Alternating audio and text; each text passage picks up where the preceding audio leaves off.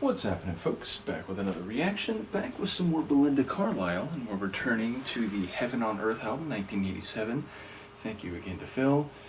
And the next track is I Feel Free, which is a sentiment of being unbounded, of being open in terms of action and possibility.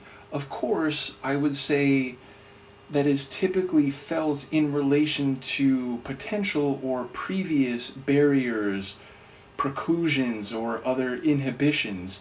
You don't feel free if you've never known anything else than that. So it's an implicit contrast with a state in which one is more restricted or constrained, and thus usually, or in the way that my brain thinks of it, it's a chronological statement following some period, some dynamic, some scenario in which one was more limited in what they could do, say, or feel. So yes, I wouldn't be surprised if we get a timeline that relates to a condition where the narrator was not free, but now having felt those inhibitions, prohibitions, or other restrictions fade away, recede, be taken away, they now feel unlimited, unbounded, and indeed free.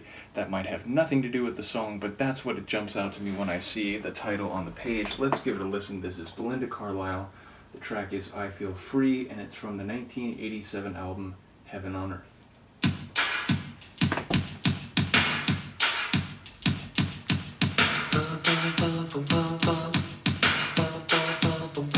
I feel free.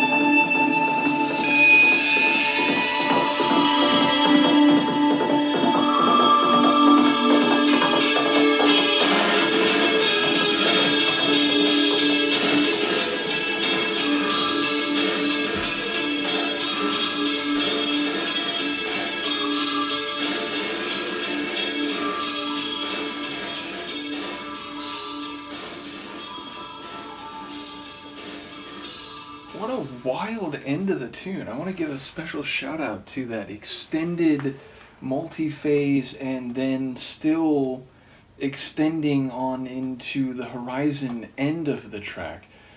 So, sonically, to start with, a really interesting tune that sort of had this psychedelic haze to it. It felt like everything was a bit fuzzy, a bit warm, and perhaps without the clearest vision sonically.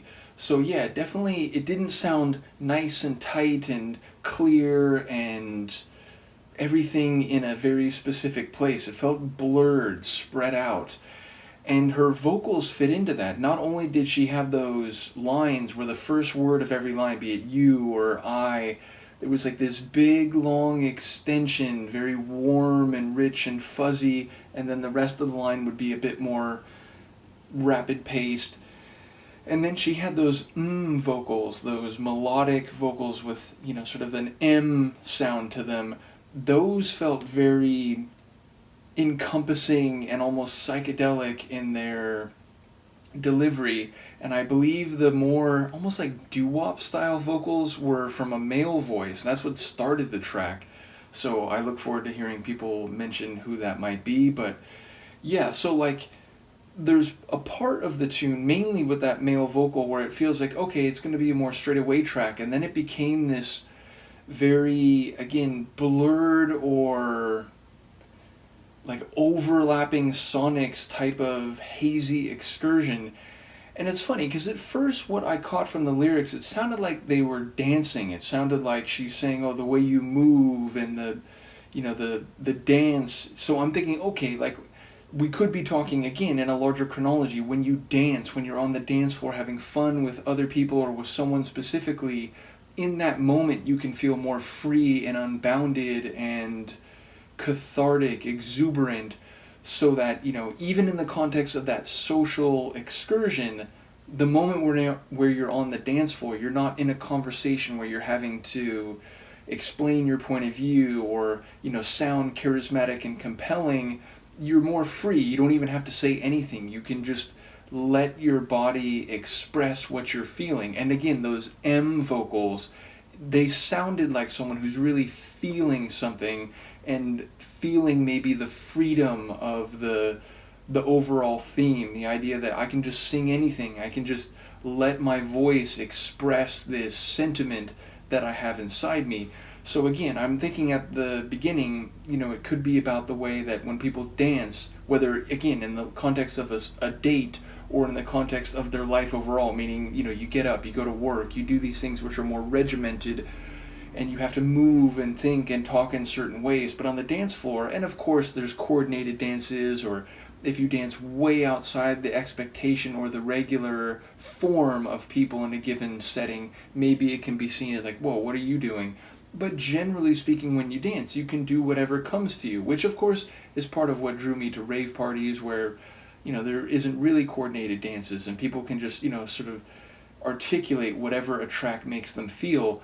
So I was thinking that, but then it's like she's talking about being out in the city and walking around and there's no one there, and it almost sounded like she was saying she can drive on the road with her eyes closed. And so then it's like, wait, is this a post-apocalyptic setting where, the population at large has been, at the very least, much reduced, if not eliminated? And so I'm thinking part of why she feels free is because now, everything's been wiped clean or wiped away. You, of course, it may not be easy, but you can do whatever. Like, it's only once we've lost everything that we can do anything. That sort of philosophical approach. So if the world had been wiped clean in some post-apocalyptic condition, then again, the roads would be free, the roads would be yours, you could traverse into areas that would be busier or would be even off limits in a historical setting. So I don't know if I was reading that right, but suddenly the scope and the temporal framing of the track seemed to go to a higher and more extended level.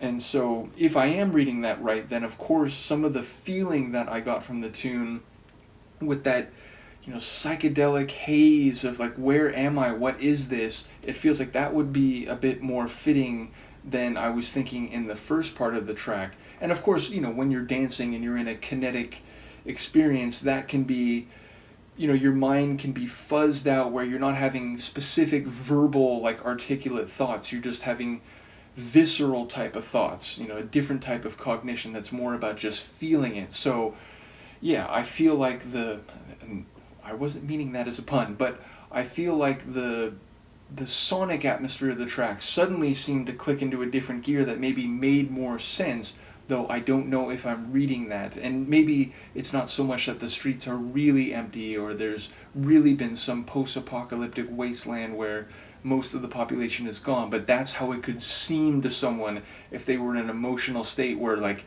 everything else just faded away and it's only this other person or even only her who matters, or who, the world is her oyster, even if really there are other people around, but she's seeing past them or through them or beyond them. So yeah, I don't really know what's happening lyrically, but even in either scenario that I'm thinking, it sounds like the sonics are synced up with some of the ideas at play.